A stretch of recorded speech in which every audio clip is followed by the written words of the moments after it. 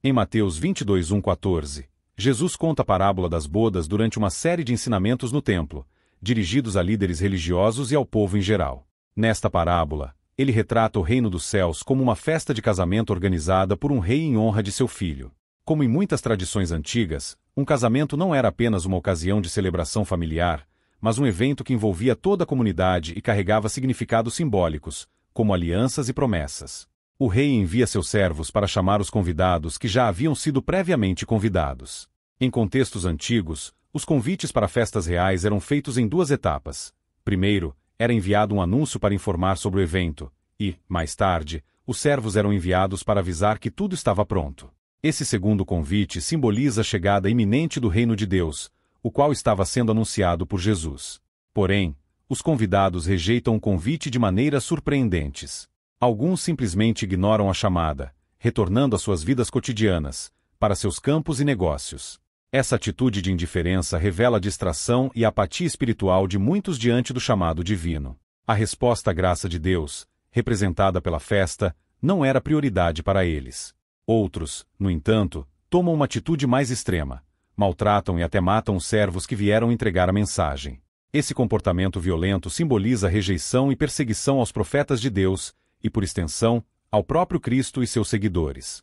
O rei, indignado com essa afronta e brutalidade, envia suas tropas para destruir aqueles assassinos e suas cidades. Esse ato de julgamento é severo, mas reflete a seriedade da rejeição ao convite de Deus e a consequência para aqueles que desprezam sua graça e bondade. As ações dos convidados não foram meramente um simples desinteresse, mas uma rebelião ativa contra o rei e tudo o que ele representava. Assim, o julgamento é uma resposta justa à violação da honra do rei e ao ataque contra seus mensageiros.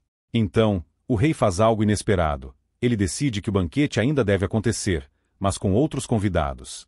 Ele diz aos seus servos para irem às ruas e convidarem todos que encontrarem, bons e maus.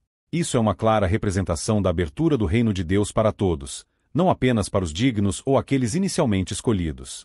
Aqui, vemos uma mudança radical no entendimento de quem é convidado para participar do reino. Aqueles que eram considerados indesejáveis, marginalizados ou indignos de participar de uma celebração real agora são bem-vindos na festa de casamento. A festa é então preenchida com todos os tipos de pessoas, e a sala do banquete fica cheia.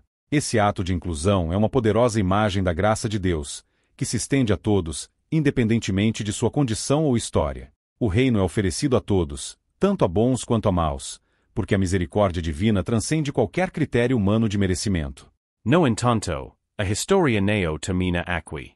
O rei entra no salão para ver os convidados e nota que um homem não está vestido com as roupas adequadas para o casamento. O texto não especifica como eram essas vestes, mas no contexto da época, participar de um casamento real exigia uma preparação especial, incluindo o uso de vestes adequadas fornecidas pelo anfitrião. Essas vestes representam a preparação espiritual necessária para entrar no reino de Deus. A salvação é um dom gratuito, mas requer uma transformação interior, um vestir-se com a justiça e a santidade que Deus oferece. O rei pergunta ao homem por que ele não está vestido adequadamente, mas o convidado permanece em silêncio, incapaz de justificar sua falta de preparação. Isso pode ser interpretado como a incapacidade de se justificar diante de Deus sem a transformação e retidão que ele requer. Em resposta, o rei ordena que o homem seja amarrado e expulso para as trevas exteriores, onde haverá choro e ranger de dentes. Esta é uma expressão comum na Bíblia para descrever a separação de Deus e o sofrimento espiritual daqueles que rejeitam sua graça. Finalmente, Jesus conclui a parábola com uma advertência solene: muitos são chamados, mas poucos escolhidos. Essa frase encapsula uma das principais lições da história. O chamado de Deus é amplo e inclusivo. Todos são convidados para a festa, mas nem todos estarão dispostos a responder de forma adequada. A graça é oferecida a todos, mas requer uma resposta genuína, uma transformação de coração. Reflexão e significado. A parábola das bodas pode ser entendida como uma ilustração profunda do reino dos céus e do relacionamento entre Deus e a humanidade. O rei é uma figura que representa Deus, e o filho é Jesus Cristo. O banquete de casamento simboliza o reino de Deus, que é um lugar de alegria, comunhão e celebração eterna. O convite para o banquete é o chamado à salvação que Deus estende a todos. A rejeição inicial dos convidados representa a resposta negativa de muitos ao Evangelho, especialmente a dos líderes religiosos da época, que não reconheceram Jesus como Messias. Os servos maltratados e mortos simbolizam os profetas e mensageiros de Deus ao longo da história, culminando na rejeição de Cristo. Por outro lado, os novos convidados, recolhidos das ruas, representam os gentios e todos aqueles que estavam à margem da sociedade. Deus abre seu reino para todos, independentemente de sua origem ou status.